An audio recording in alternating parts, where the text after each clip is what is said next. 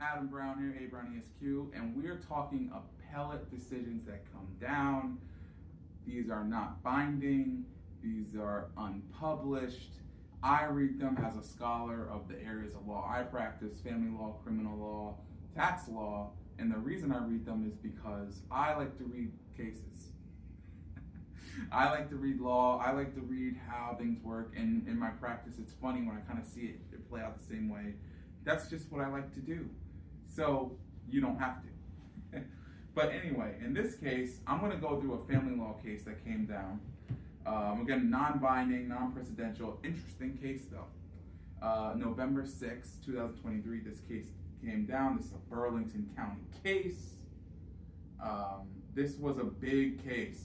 This is a big case because this case involves, well, actually, I don't even know if I want to go into this case. I'll go into a part of this case. This isn't a restraining order case, IB versus MS. Again, not binding, you can't cite it in court, none of that stuff. But it's an unpublished appellate decision. And in this case, I think it's important, a lot of people want to know this. This person won a restraining order against this person, and they were awarded $24,588 in attorney's fees. And guess that's not even all the fees that were asked for. According to this case, they asked for $83,794 in attorney's fees. Now, there's a section, when you win a restraining order, there's a section, NJSA 2C:25-29B4, where you can essentially ask for attorney's fees as compensatory damages in restraining order cases. So what that means is, you beat me up, we're living together, I get a restraining order against you, I have to pay a lawyer all this money to help me. And I say, Judge, 2C:25-29B4, I need my attorney's fees paid. It's not my fault this person beat me up, and you can get that granted by the court with the properly submitted affidavit and everything else. So anyway, they asked for $83,000. Apparently there was an appeal during this process that these attorneys racked up these fees on. They got $23,000 something. The person, of course, appealed that decision, and the bottom line is the appellate division pretty much, let's see what they say. They said that they affirmed the decision. The appellate division found it binding the trial court's factual findings, as they normally do.